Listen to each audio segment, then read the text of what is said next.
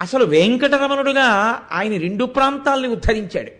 ఒకసారి అక్కడ శేషశైలం మీద కూర్చున్నాడు.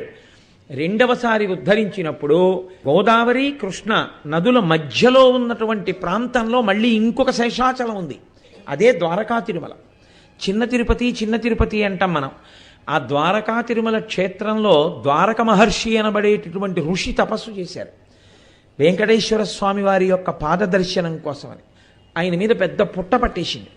పుట్ట పడితే నువ్వు ఈ పుట్టలోనే ఉండి నా పాదములను దర్శనం చేస్తూ నా పాదములకు అర్చన చెయ్యి అని స్వయంభూమూర్తిగా ద్వారకా తిరుమలలో తనంత తాను వెలిశాడు వెంకటరమణుడు. అందుకే ఇక్కడ వరకే ఉంటారు, ఈ పై వరకే కనపడతారు, ఈ లోపల కనపడరు.